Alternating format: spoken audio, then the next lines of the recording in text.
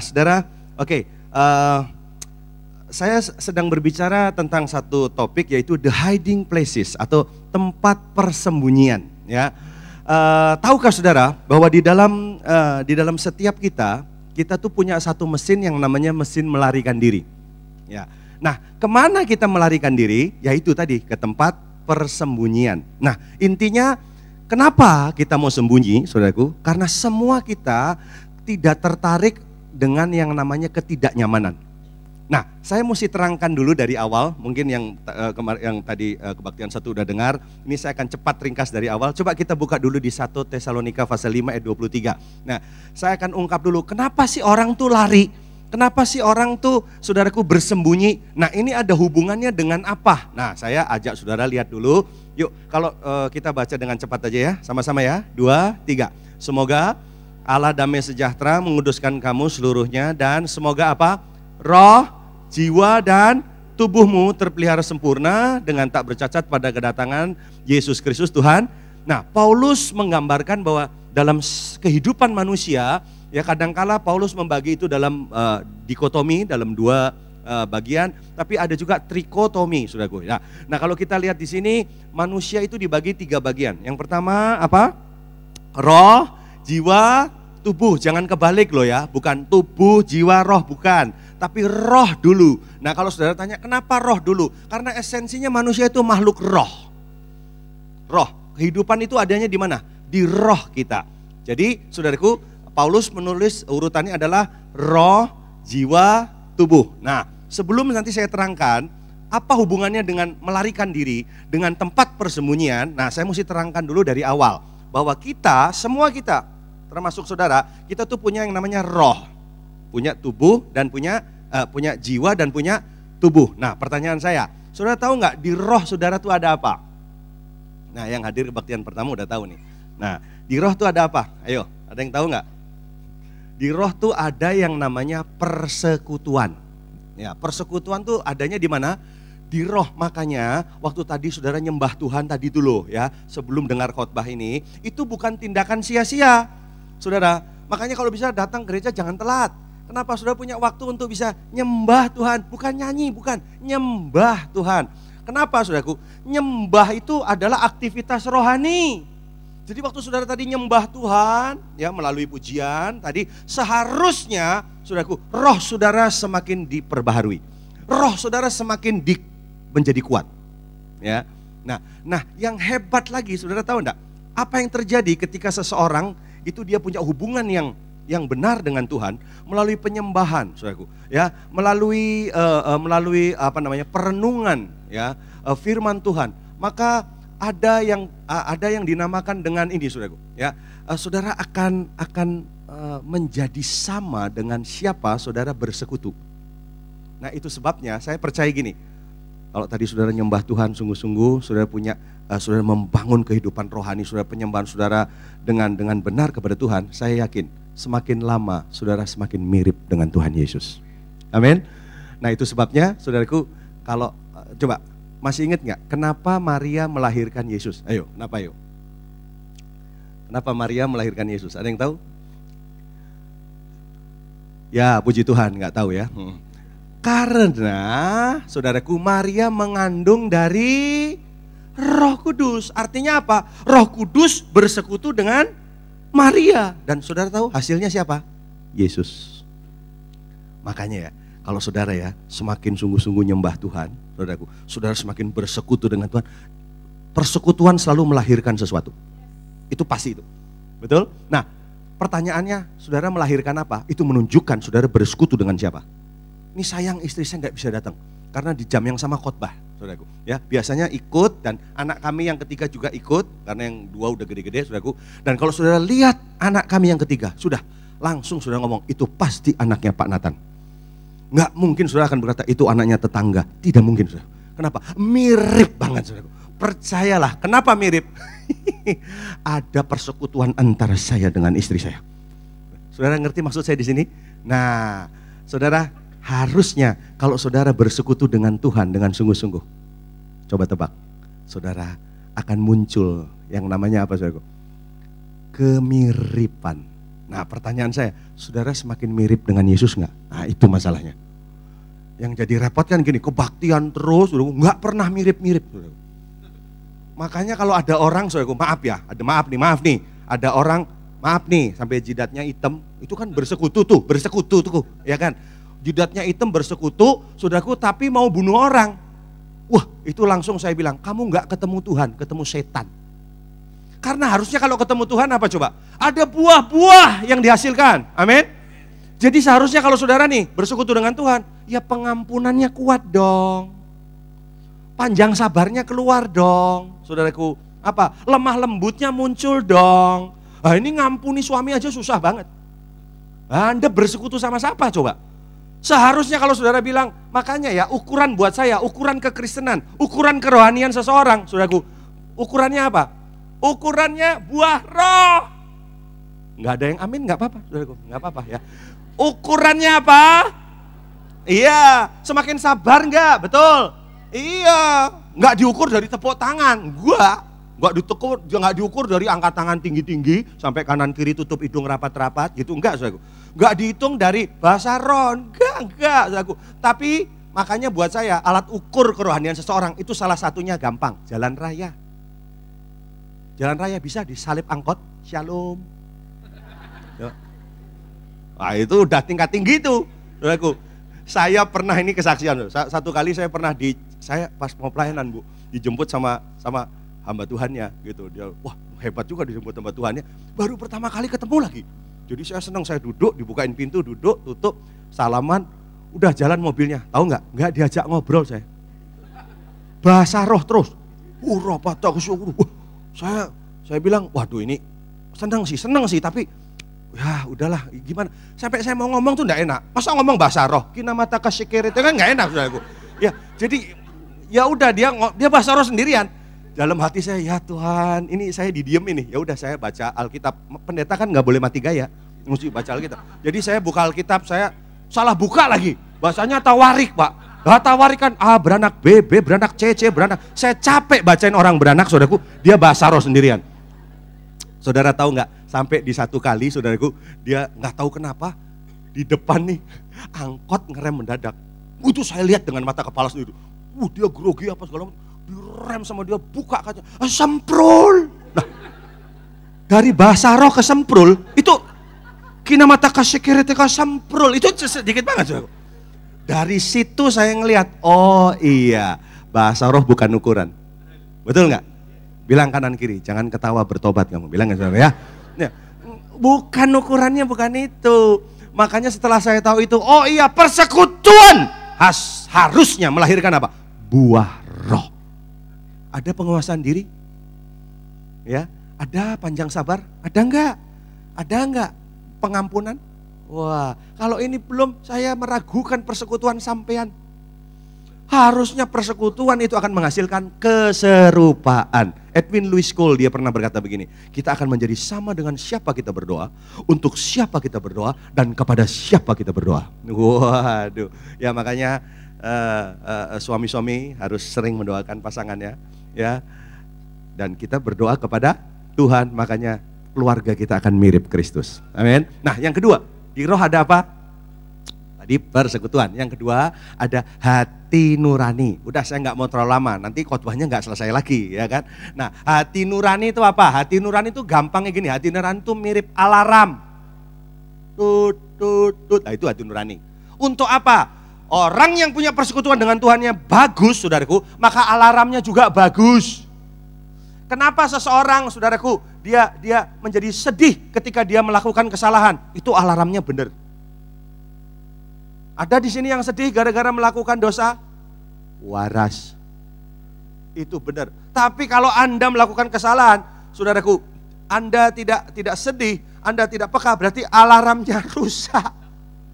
Harusnya alarm itu waktu kita contoh, kita mengambil sesuatu yang bukan punya kita, harusnya bunyi, jangan, ojo, harusnya gitu. Nah, kalau teruskan, alarmnya konslet. Harusnya dia akan ngomong, jangan. Jadi itu adanya di mana? Roh, hati nurani. Saya nggak bahas terlalu lama ya. Nah, yang ketiga ada apa di roh? Pertama apa tadi? persekutuan. Kedua apa? Hati nurani. Ketiga, iluminasi atau pewahyuan atau revelation. Nah, itu bahasa sekarangnya itu ting. Coba katakan bersama saya apa? Ting. Nah, ting tuh gini loh. Tadinya umpamanya ruangan ini gelap. Banyak orang takut sama gelap toh, ya kan? Orang kalau gelap, aduh takut ini. Kita nggak tahu ini siapa nih kanan kirinya kan nggak ngerti kan. Tapi begitu ting nyala, gitu. Oh ternyata sebelahnya ini umpama ini kan suami istri ini kan. Begitu tadinya gelap, kan takut mereka. Ini siapa ya? Oh, begitu ting nyala, oh ternyata istrinya. Istrinya berkata, oh ternyata ada abang-abang di sebelahnya. Nah itu nyala gitu saudara ya. Itu udah janjian tadi. Ternyata suaminya gitu kan saudara, betul nggak? Coba kalau gelap saudara nggak tahu sampingnya kan, ngerti? Saudara pernah nggak dengar khotbah nggak ngerti? Nah kayak sekarang nih saya nggak yakin Anda ngerti nih saudara ya. Itu kenapa coba? Itu perlu iluminasi, itu perlu ya blonting itu ya. Kenapa ya? Ada orang-orang saudaraku dinasehati jangan, nggak bagus. Jangan cerai, nggak boleh, nggak bagus ya. Kalau saya mau cerai mau apa? Nah itu kan belum pernah di ting. Belum pernah. Ngerti maksudnya? Dia belum. Pernah nggak sih kita nasihatin seseorang kayaknya susah banget. Ngerti ya? Saudara, itu hubungannya sama apa? Sama roh. Auban ini rohnya keras. Spiritnya elek. Nggak bagus saudara. Ini mesti dibaptis ulang pakai air panas. Ini nggak bagus. Ya. Nah makanya kita perlu punya roh yang takut akan Tuhan supaya apa? Ada ting gitu ya. Nah oke, saya udah nggak mau terlalu lama nih. Udah ini roh. Nah bagian yang kedua dari hidup manusia apa namanya? Jiwa. Di jiwa ada apa? Pikiran, terus emosi. Wah satu lagi kok. Wah engkau ini masuk surga. Luar biasa. Dia betul semua jawabannya itu. Ya betul, pikiran, perasaan, kehendak itu adanya di jiwa. Nah karena ini udah tahu saya nggak usah terangin. Nah sekarang yang terakhir, Paulus bilang ada roh, jiwa, apa terakhirnya? Tubuh. Lah di tubuh ada apa? Ayo. Ada apa? Nafsu. Ya. Ibu ini bernafsu sekali ya. Nafsu. Ayo, apalagi Bu? Keinginan. Oh keinginan di jiwa itu. Nggak boleh punyanya jiwa, ayo. Ya, nggak salah ibu ini benar ya. Di dalam tubuh ini ada, tubuh juga disebut dengan kedagingan. Di tubuh itu ada satu aja ya, ada tiga sebenarnya, tapi saya kasih tahu satu aja. Kenapa? Ada yang namanya self defense mechanism atau mekanisme pertahanan diri lah. Nah sekarang saya berkhotbah nih, tadi belum. Sekarang saya berkhotbah ini. Orang melarikan diri, the hiding places, tempat persembunyian, kenapa orang ngumpet? Itu ada hubungannya dengan tubuh. Nah daging ini prinsipnya tidak mau ditekan, nggak suka. Coba Anda menekan, umpama saya menekan Bapak ini, saya tekan terus dengan kata-kata kasar, ngerti nggak? Dengan tindakan-tindakan, Bapak ini lama-lama akan geser ke sini, lama-lama keluar dia. Betul nggak? Karena intinya ambil contoh tadi pagi saya kasih contoh yang gampang. Seandainya saudara baru kenal seseorang nih, lagi nunggu bus sama-sama gitu ya. Nah ternyata orang yang baru kenal nih tiba-tiba ngupil ya, ngupilnya lama dan dalam saudaraku ya, lama terus dalam gitu ya. Nah saya mau tanya sama saudara, respon otomatis saudara apa? Respon otomatisnya? Oh iya pasti saudara akan ngomong di hati, paling pertama tutup mulut dulu, betul nggak? Kok ngupil sih? Kan gitu. Kalau Anda cukup rohani, ditengking itu. Darah Yesus berkuasa, darah Yesus, dalam nama Yesus, upil minggir kan gitu. Kalau lebih rohani lagi bahasa roh, urapataka sekarang ngupil ya gitu. Nah, tapi kalau ternyata dia ngupilnya nggak berhenti, ya kan? Terus malah gini, ngupil lama dalam terus noleh saudara. Terus menawarkan, mau. Saya yakin sampean apa? Menyetater mesin melarikan diri dan kabur dong. 3 langkah, 1, 2, ngerti ya? 3, ini namanya apa? Tadi bersembunyi. Kenapa? Keinginan bersembunyi. Jadi persembunyian ada hubungan dengan apa?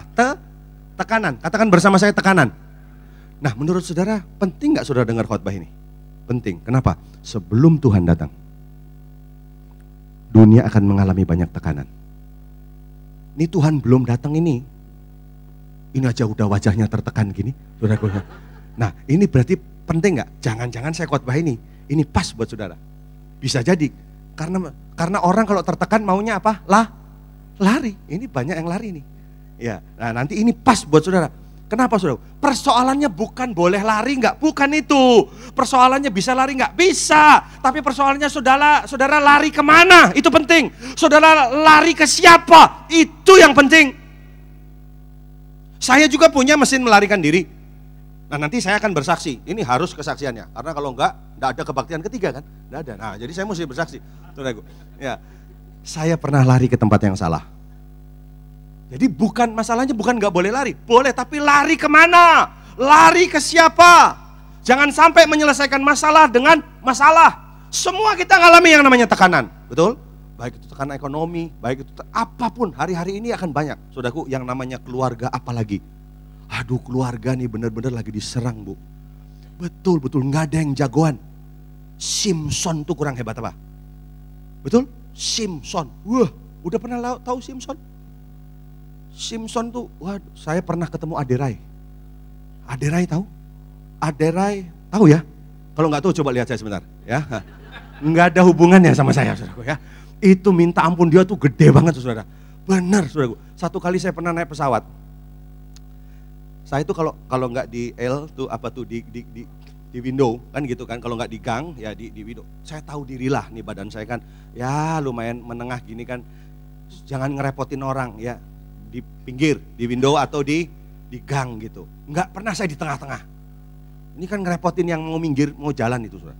Saya satu kali saya duduknya di window. Begitu mau lewat, kok ada gardu listrik besar sekali. Enggak taunya Aderai, saudara. Gede sekali kayak minta ampun itu. Saudara. Saya bilang, akhirnya saya jinjit, saudara. Nyesek-nyesekin gon nih, saudara. Jadi saya duduk samping, ngobrol-ngobrol sama dia. Orangnya baik, saudara. Yang ngobrol, Mas Ade. Saya ngobrol, tahu cerita Simpson nggak gitu? Oh langsung dia jawab tuh wibawa itu.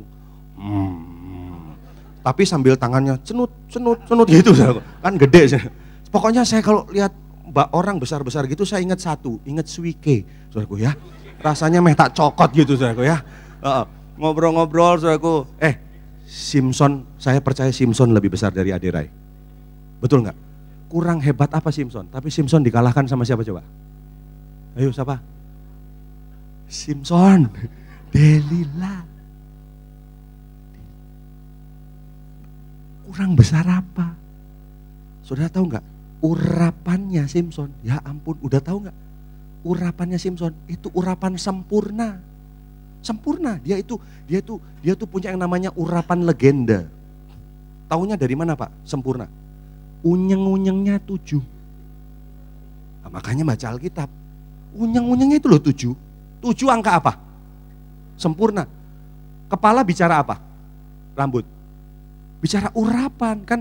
Urapan di kepala Harun yang kejanggut dan jubahnya turun. Jadi urapan, kepala bicara apa?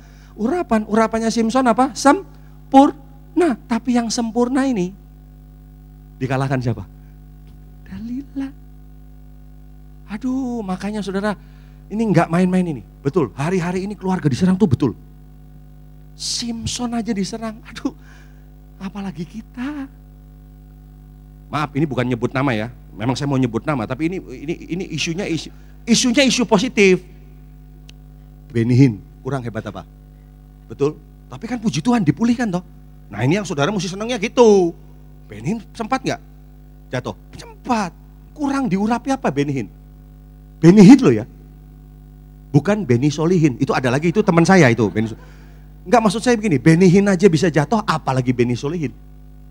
Benar saudaraku, nggak ada yang jagoan. Saudara jangan bilang gini, oh Pak, mana mungkin Pak, perut saya aja gendut gini, siapa yang mau ganggu saya Pak? Loh, justru yang perut gendut itu enak di itik itu saudaraku. Ya saudara jangan bilang nggak mungkin saudaraku. Wah mana mungkin Pak, udah perutnya gendut, rambutnya tipis. Oh saudara jangan menghina rambutmu. Justru saudara tahu nggak, pelek mobil yang mahal itu lingkarannya besar, bannya tipis. Itu mahal. Malah saya lihat di sini ada yang cuma peleknya saja. Waduh ini, Bapak ini lebih mahal lagi. Tos dulu Pak. Nanti saya ditunggu di perempatan kan gawat tuh. Serangan bisa datang kepada siapapun. Jangan sombong, anyone can commit immorality. Iya saudaraku, saya hari-hari ini nangani banyak kasus ini. Nah makanya apa? Orang tuh gak bisa ditekan. Coba seandainya Ibu Gembala nanti memberikan pengumuman saudara, mulai minggu depan ibadah di tempat ini tidak lagi menggunakan AC. Kedua, semua alat musik dibuang. Lalu karpet dicabut, kursi dikeluarkan dari sini. Silahkan Anda yang mau datang bawa karpet sendiri, bawa kursi sendiri. Ya, saya mau tanya, masih mau datang nggak?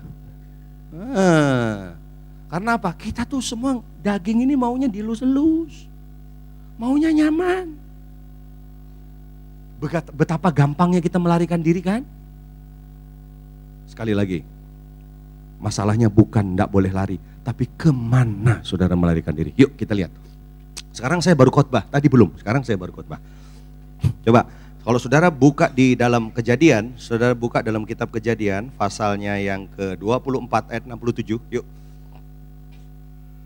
Saya coba cepat ini, Kejadian 24 ayat 67, saudara bisa lihat di sana. Yuk sama-sama ya, 2, 3. Lalu Ishak membawa Ribkah ke dalam kemah Sarah, ibunya. Terus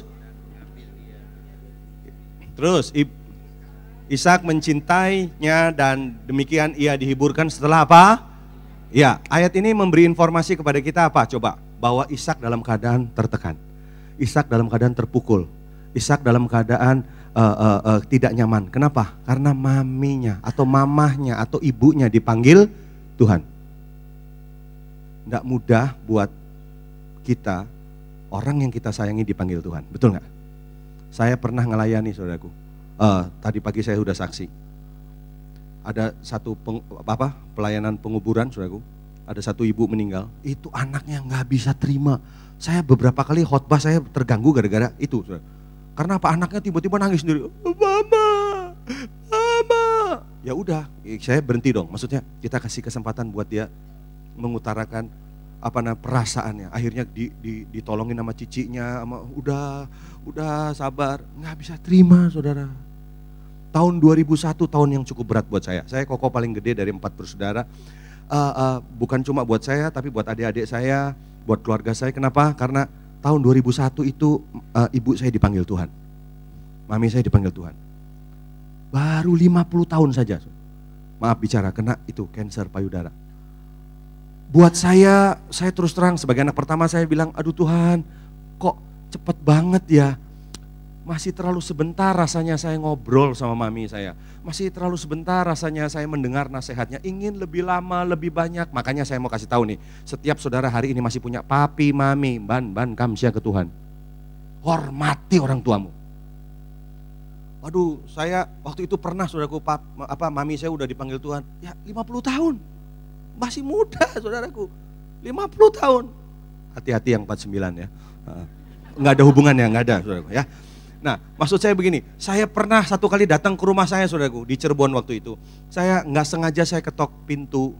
Saya bilang, mami, saya lupa loh mamiku gak ono. Lupa. Terus papiku ngomong, Nathan, mami udah nggak ada. Nangis saya. Mami saya kalau ada sekarang berarti usianya sekitar 64 gitu, 65 gitu. Jadi masih terlalu sebentar gitu. Saya kepengen rasanya itu. Tapi ya udah, gimana? Ada duka di sini. Nah, saya lagi ngebahas tentang apa? Orang kalau tertekan biasanya lari. Nah, ini Ishak lagi ngalami tekanan. Coba bandingkan dengan ayatnya yang ke-60 dengan ayatnya yang ke-62. Kejadian 24 ayat 62. Tuh, ya. Yuk sama-sama yuk, 2, 3. Adapun Ishak telah datang dari arah sumur Lahairoi. Terus ia tinggal di tanah Negeb. Saya mau tanya seberapa saudara serius baca Alkitab nih. Ishak tinggalnya di mana Ishak? Loh, baru baca loh. Di tanah Abang, amin. Ya, tanah Negeb. Makanya saudara baca, bukan tanah Abang, bukan tanah sereal, saudara ya.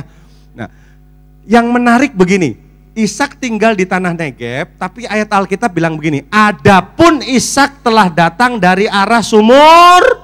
Nah, kenapa kok dicatat begitu? Ada makna nggak? Tinggalnya di tanah Negeb, tapi datangnya dari mana? Dari arah sumur Lahai-Roi. Ngerti ya?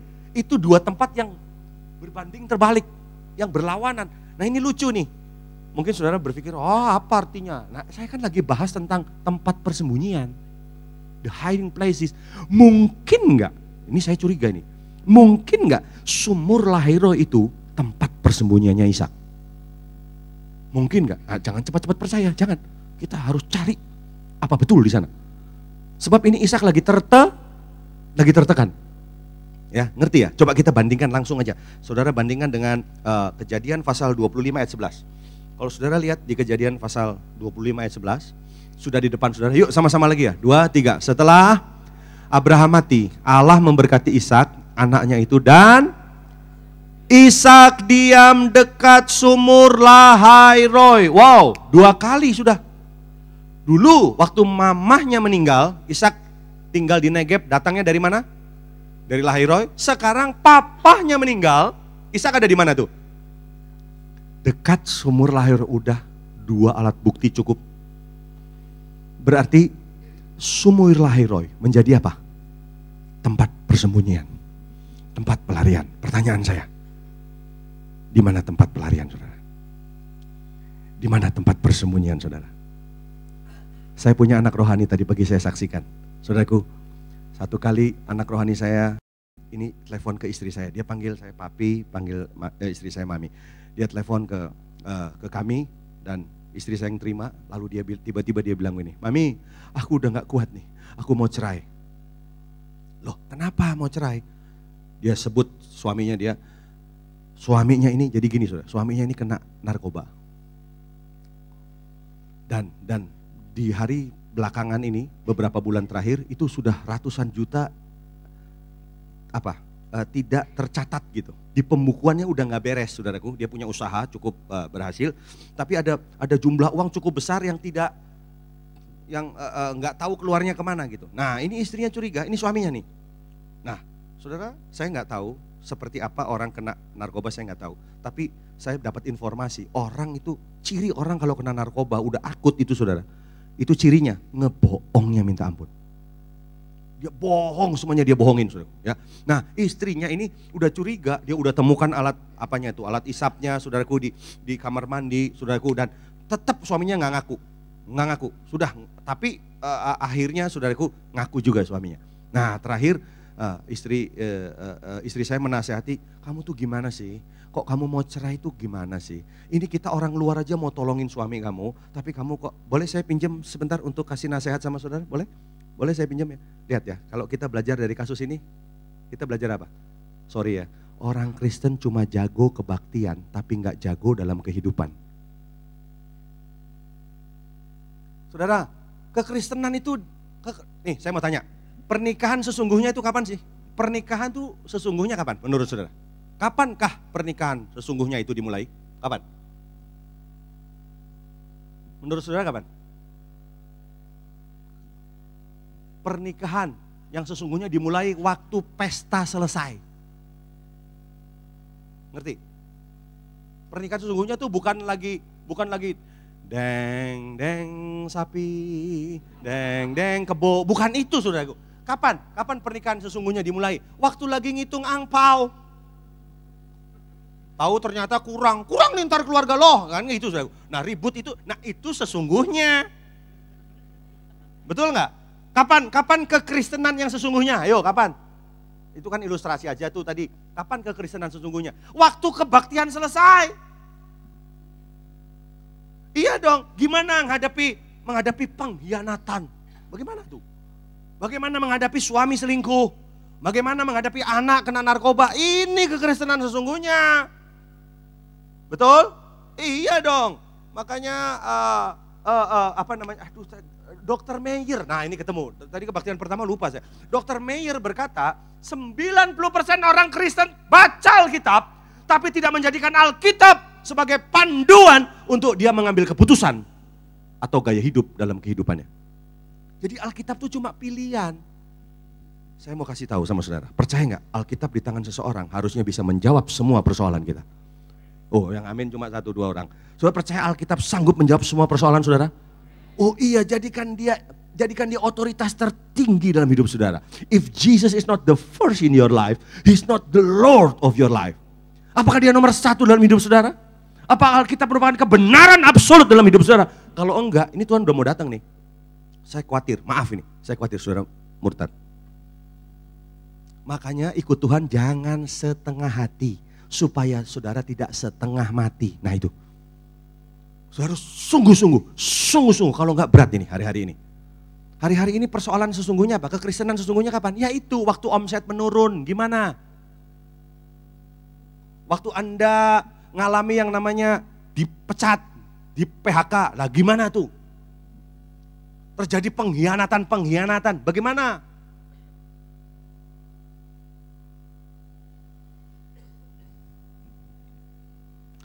Akhirnya saya nasihati si istrinya ini. Saya bilang, pernikahan Kristen sekali seumur hidup kecuali maut yang memisahkan. Jangan cerai. Akhirnya ya udah saya nggak cerai tapi harta terpisah. Ada aja setan tuh, saudaraku. Saya bilang nggak ada harta terpisah, udah. Jangan mau terima suamimu. Akhirnya ya udah papi tolongin. Ya udah saya bilang suamimu datang ke tempat saya. Jadi datang ke Jakarta 3 hari nginep di hotel saudaraku. Suaminya aja ngobrol sama saya. Lalu saya tanya, sama suaminya ini, kenapa kamu kok narkoba? Kenapa? Itu kan merusak dirimu. Suaminya sambil air mata dia jawab begini, papi. Dia bilang gini, apa tuh? Papi, istri saya nggak tahu, papi. Dia bilang gitu. Nggak tahu, aku tuh sangat tertekan, papi. Istriku nggak tahu, papi. Gitu. Nah, saya ngomong sama dia, kamu ngomong nggak sama istrimu? Gitu saudara. Kamu lu ngomong nggak? Gitu. Enggak papi, lah enggak ngomong gimana istrimu tahu. Nah ini maaf nih suami-suami. Aduh, Anda percaya enggak sih istrimu itu penolong? Nah kalau amin ngomong. Ini teman saya ini. Ngomong dong, bilang sama istri. Maaf nih, suami, aduh please deh. Istri kalau memang kau yakin dia penolong, bicara, mah aku lagi down. Ngomong, kenapa sih Anda itu selalu kepengen terlihat hebat? Kenapa Anda selalu kepengen terlihat nggak bisa? Tunjukin ya memang Anda bisa lemah, wong namanya aja istrimu penolong. Dia diciptakan untuk menolong, dia tahu sebenarnya, aduh kalau mau jujur pria wanita lebih kuat. Kita ini cuma badannya doang yang gede. Lebih kuat, saudara, jangan nggak percaya, aduh nanti kapan-kapan istri saya bersaksi di sini. Ini wanita hebat istri saya itu. Waduh saudara, bolak-balik saya sakiti dia tuh, kuat itu. Saya cuma mau bilang sama saudara, suami ngaku, ngomong. Bilang, mah kerjaanku, ngomong. Kita tuh sering kali kan gitu kan. Udah lu tahu apa lu soal bangunan. Jadi kita tuh anggap istri tuh cuma taunya sambal terasi, sama taunya ngulek gar. Aduh saudaraku. Kasih tahu walaupun dia nggak ngerti rumus Pitagoras, walaupun dia nggak ngerti soal-soal itu, ngomong, mah ini omset saya lagi menurun. Ngomong supaya dia bisa menggunakan fungsinya, mempraktekkan fungsinya, dia berdoa di dalam kamar walaupun engkau nggak tahu, dan dia berkata, Tuhan tolong suamiku, Tuhan bela suami saya. Oh saya ini kalau nggak ada istri nggak di sini saya. Jangan-jangan sudah di neraka saya. Wah luar biasa itu fungsi istri. Saya bilang sama anak rohani saya, lu ngomong dong. Memang pria ini harga dirinya, harga diri pria itu lebih tinggi dari neraka. Rela masuk neraka asal harga diri terjaga, gitu saudara. Aduh enggak dong, bicara, bilang, mah saya tertekan. Enggak ngomong sih, jadi istrinya juga enggak tahu, enggak salah istrinya. Hari ini suami siap ya, ngomong ya, jujur ya, bilang aku lemah, aku lagi pusing, supaya dia bisa pijat-pijat. Iya, supaya dia bisa doa buat saudara. Jadi ternyata narkoba itu pelarian buat pria ini. Nah saudara, ternyata tahu nggak? Semua kita ini punya tempat pelarian, punya tempat persembunyian. Kenapa ada orang selingkuh? Ngumpet. Tidak semua orang selingkuh, itu dia senang sama si nyonyotnya itu. Enggak semua. Saya konselor keluarga, saya tahu, enggak semua. Nah, ini kadang-kala istri-istri juga berpikir langsung, wah suamiku udah enggak cinta aku. Enggak selalu berhubungannya dengan begitu. Cuma memang ini permainan. Satu, si suami tidak rohani. Kedua, setan bermain di dalamnya. Nah itu terjadilah nyonyot kumpul. Saudara. Makanya ini perlu sekali. Saya tidak salah mendengar. Gereja di tempat ini siap untuk keluarga menjadi dasar ya. Untuk keluarga benar itu saudaraku. Anak tangga pertama, saudara mau dipakai Tuhan, beres di keluarga. Coba bayangin kalau seandainya saya cerai. Nah, saya cerai. Masih bisa saya khotbah, masih bisa jadi berkat buat saudara. Saudara, haleluya, shalom, amin. Tuhan itu luar biasa. Karena Tuhan luar biasa saya cerai. Ayo coba. Saudara masih mau dengar khotbah saya enggak? Saudara langsung bilang, gitu saudaraku. Makanya saya sedih ya, ada hamba Tuhan sampai cerai. Sedih. Jatuh bisa, tapi bangkit lagi dong. Enggak ada yang amin sih. Bedanya kan ada yang jatuhnya ketahuan, ada yang belum ketahuan, gitu aja. Tapi ngaku, pemenang bukanlah mereka yang tidak pernah gagal, tapi mereka yang tidak pernah berhenti untuk bangkit lagi. Ya udah, nah makanya saudaraku, ayo saya berharap istri mulai berfungsi. Nah, pelarian tuh kemana aja? Bukan cuma narkoba, ngerokok tuh pelarian. Ya, tadi pagi saya sudah ngomong, tapi saya nggak mau ulang lagi. Sama, makan juga itu pelarian. Ada tuh orang lagi tertekan, stres, yang bukan makanan juga dimakan, saudaraku. Itu pelarian itu, saudaraku. Apalagi, saudaraku, maaf nih, pernah nggak ketemu orang yang dikit-dikit bikin ketawa orang, dikit-dikit guyon, tak kasih tahu ya, pelarian. Orang itu lagi tertekan itu. Nah makanya Anda ini yang cewek-cewek ini yang mau cari pasangan, jangan sampai kamu ketemu sama orang tertekan. Dikit-dikit bikin ketawa, langsung aja ngomong, tertekan ya, gitu. Iya, saya ajarin supaya pinter. Ya, jangan pikir ya seneng nih, pacar gue lucu, tukang bikin ketawa. Kawin sama Jojon lebih lucu, saudaraku. Ya, saya ngomong agak keras karena saya sayang saudara. Ngerti ya? Maksudnya, ini mesti nangkep ini. Saudara, seringkali kita, pragmatis, saudaraku. Padahal, maaf, saudaraku, banyak tekanan. Saudara, masa lupa? Jangankan kita orang tua nih, anak kecil aja tertekan. Kasus JIS kemarin. Anak usia berapa? Ngalami apa tuh? Dilecehkan secara seksual. Saudara tahu, anak-anak di usia kecil yang ngalami pelecehan seksual, itu nanti kecenderungannya kalau udah besar, dia akan lakukan hal yang sama. Anak kecil aja tertekan, apalagi yang orang dewasa ini. Cuma orang dewasa pinter nyembunyiinnya. Ada yang larinya kemana? Rokok, ada larinya ke perempuan, ada larinya ke perselingkuhan, ada. Saya mau bilang sama saudara, ya, bahwa kenapa Ishak lari ke sumur Lahairoi? Nah, yuk kita lihat. Kita selesaikan dulu, baru nanti saya bersaksi, ya. Oke, kalau saudara baca di dalam Kejadian pasalnya yang ke-16, yuk langsung aja ke situ. Kejadian 16 ayat 6, coba kita lihat. Kejadian 16 ayat yang ke-6. Ya, tuh, yuk sama-sama yuk. 2, 3. Kata Abram kepada Sarai, hambamu itu di bawah. Terus, perbuatlah kepadanya apa yang kau pandang baik. Lalu Sarai apa? Katakan bersama saya, menindas. Menindas siapa? Hagar, sehingga ia lari meninggalkannya. Betul kan? Kenapa orang lari? Karena tertekan. Jadi orang tertindas itulah lari. Ini ceritanya udah tahu kan? Ini kan cerita antara Hagar dengan siapa? Dengan Sarah. Saya nggak akan menceritakan lagi lebih detail. Saudara udah tahu dong. Nggak gampang loh cerita ini loh. Selalu ada dua view, ada dua sudut pandang. Coba, ini cerita gimana coba?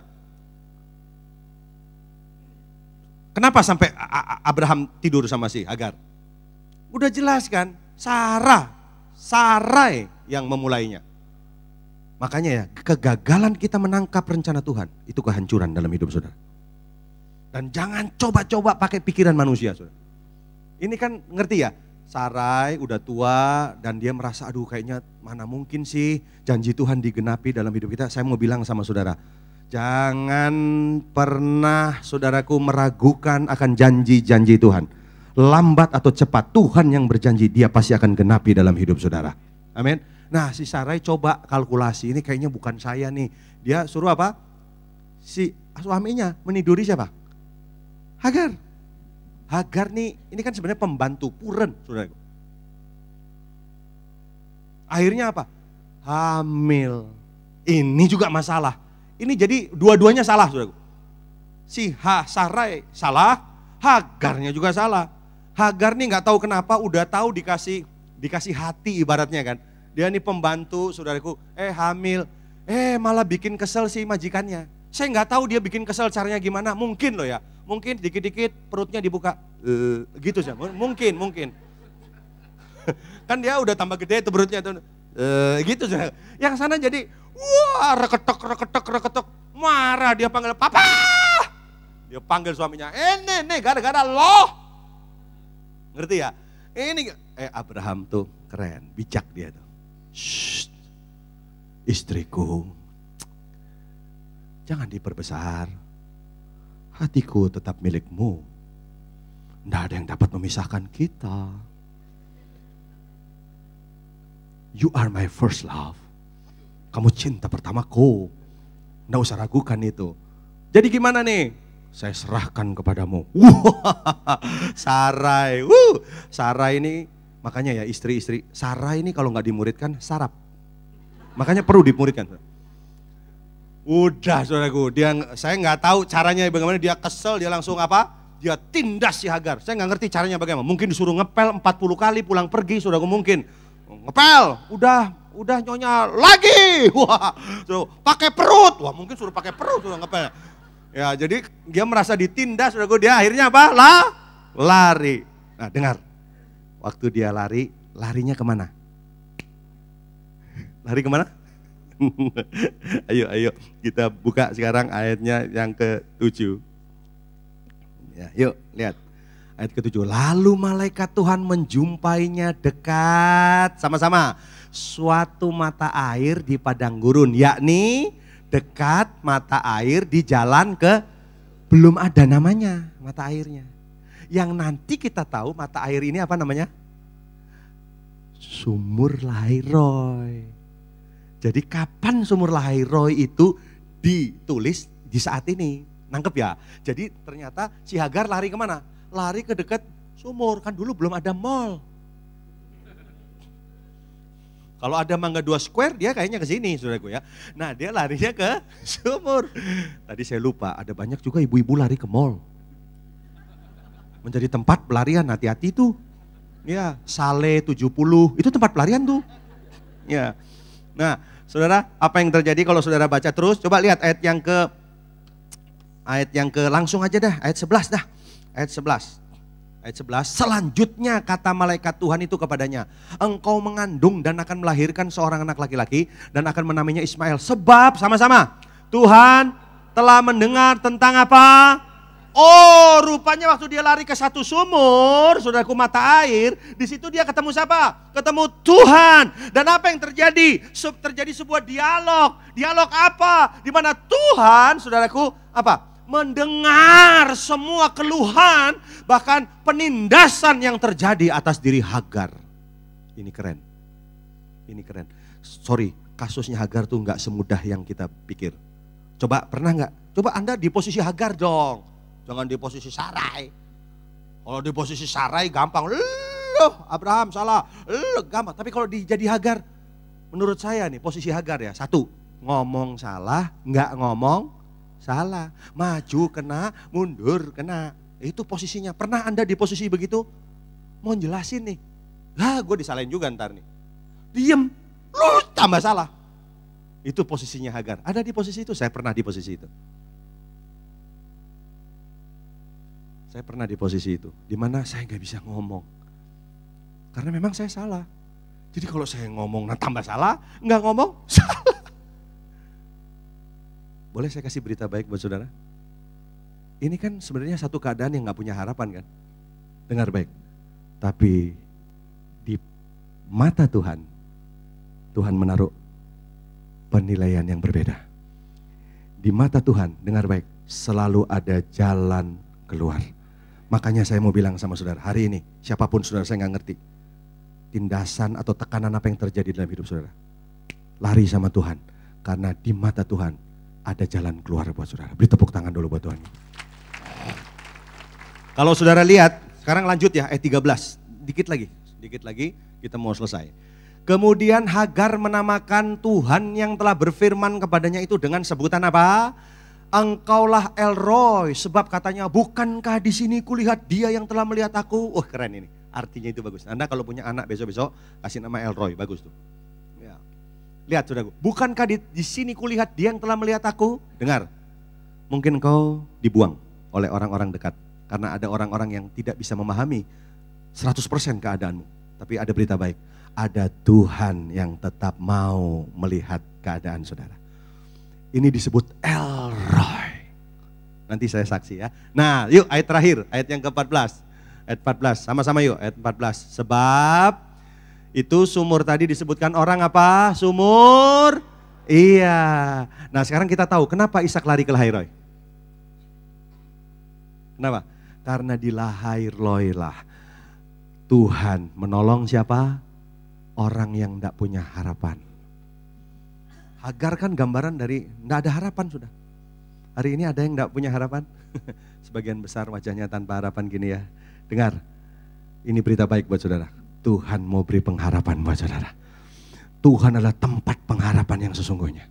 Asal jangan apa? Jangan salah lari. Saudara, saya tutup ya. Saya pernah lari ke tempat yang salah.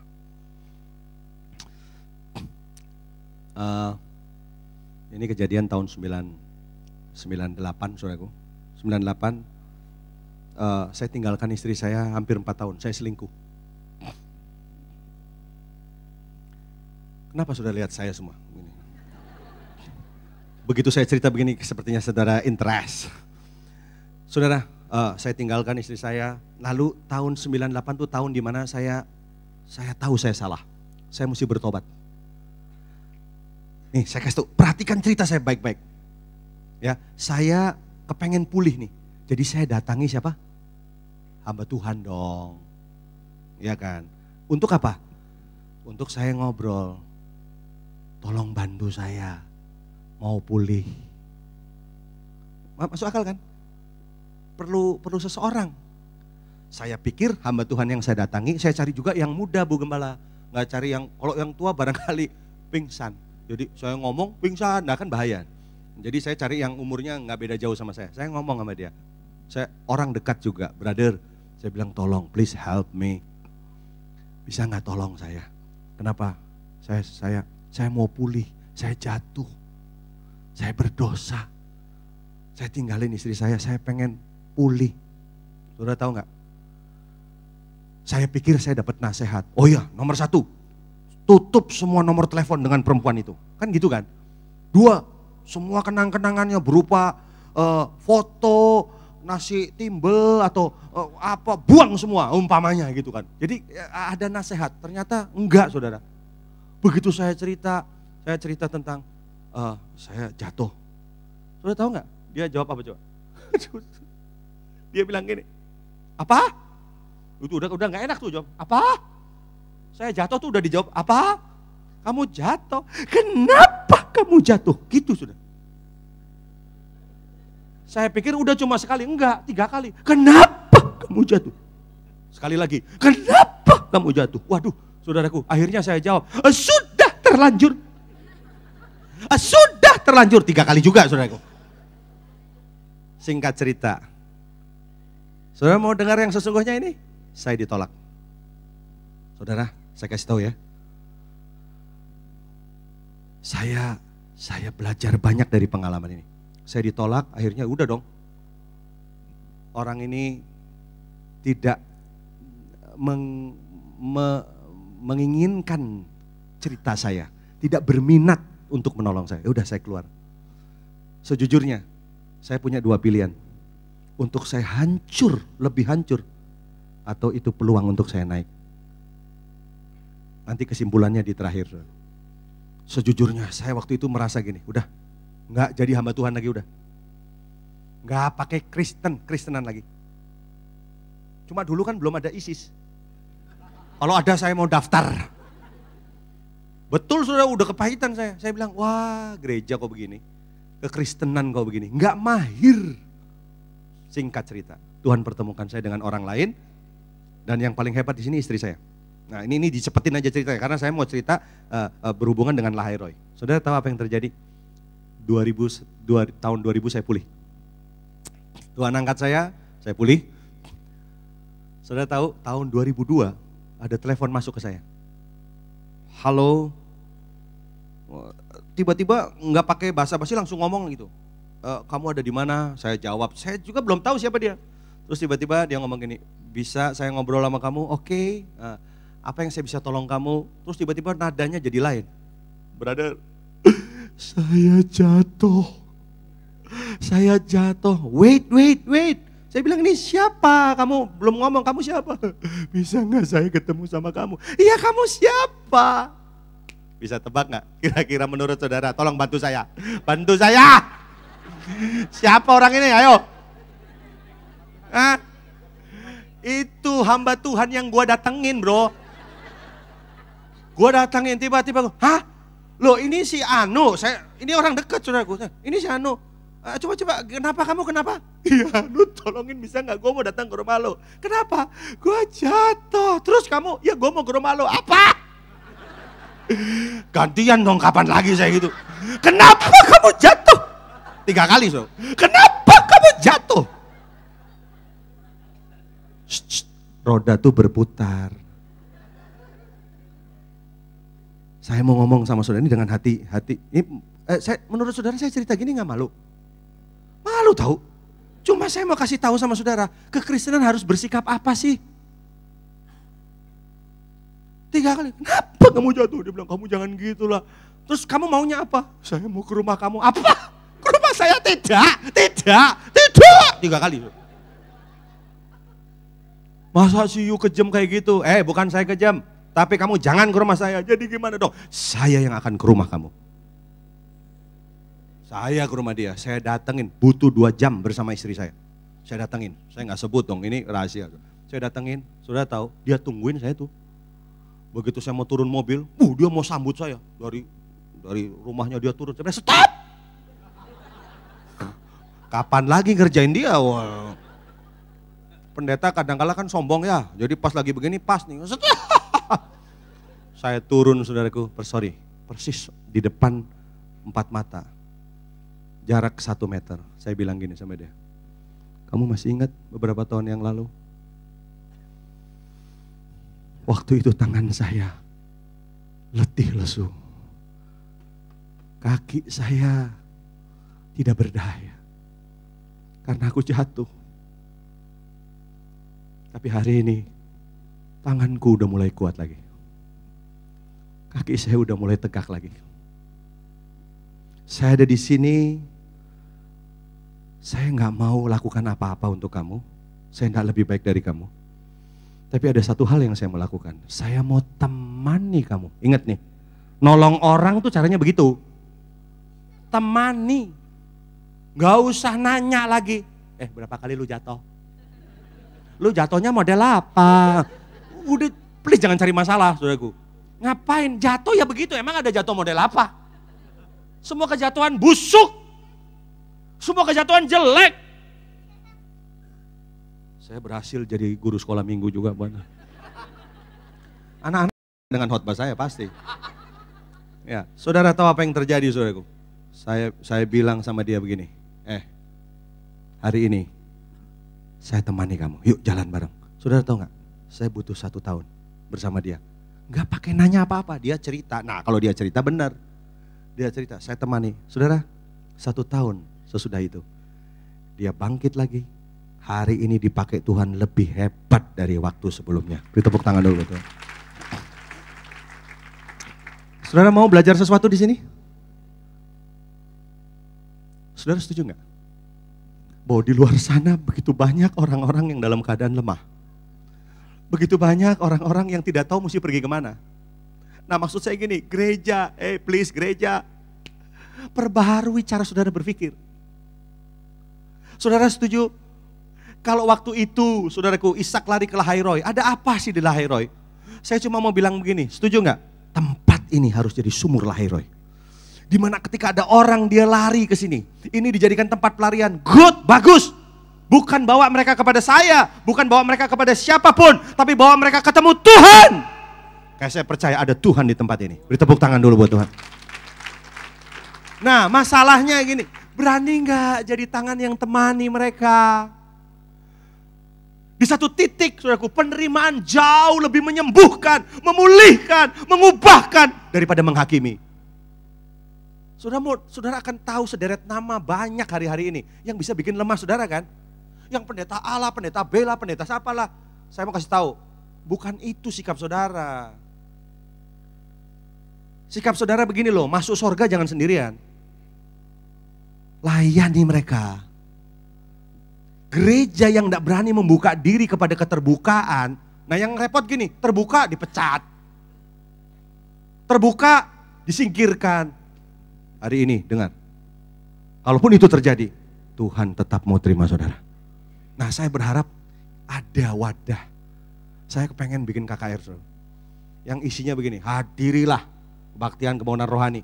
Ya, datanglah, tapi khusus untuk pendosa. Khusus untuk orang-orang yang berbeban berat. Orang-orang yang dalam keadaan terkapar. Orang-orang yang lemah, orang-orang terbuang, datang. Tapi saya kasih catatan kecil, tidak untuk orang benar. Orang benar gak usah datang situ. Hari-hari ini dengar saudaraku. Saudara mau memenangkan jiwa? Siapa yang Anda mau menangkan? Ini nih yang lucu nih, yang lucu begini. Selamatkan orang berdosa, selamatkan orang berdosa. Orang berdosa udah selamat, begitu jatuh. Injak orang jatuh, injak orang jatuh. Yang jatuh udah tolong, gak bisa, linggis. Tolong, sampai salah ngomong, lontong. Garpu, culek matanya, culek. Ini bukan khotbah pertama saya sampaikan. Tapi waktu saya khotbah ini, banyak air mata yang mengalir. Banyak air mata yang tertumpah. Karena apa saudara? Sebetulnya, banyak dari kita yang sedang mengalami kejatuhan. Tapi kita gak berani ngaku. Karena gereja dianggap sebagai tempat yang tidak tepat. Saya mau tanya, jadi mau kemana dong kalau begitu?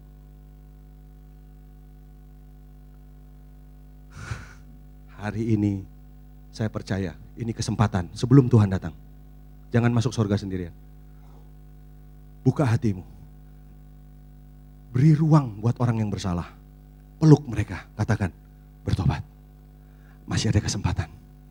Jangan buat lagi itu. Saudara siap? Jadi alatnya Tuhan, amin. Saya percaya saudaraku. Hari ini saudara keluar dari tempat ini. Ada jiwa-jiwa yang siap. Dan kita bersyukur di gereja ini kita di sini punya yang namanya ada komsel ya, apa di sini namanya? Ada Kul. Kul merupakan tempat pelarian. Lari ke sana. Ada apa lagi? Ada kegiatan banyak di sini. Ada pasutri ada, betul. Ada kebaktian umum di sini ada. Datangi saudara. Untuk apa? Untuk saudara tidak menjadi lemah dengan keadaan saudara. Hari-hari ini saya ketemu sama orang-orang yang pengalamannya mirip kayak saya. Hari ini hancur terkapar.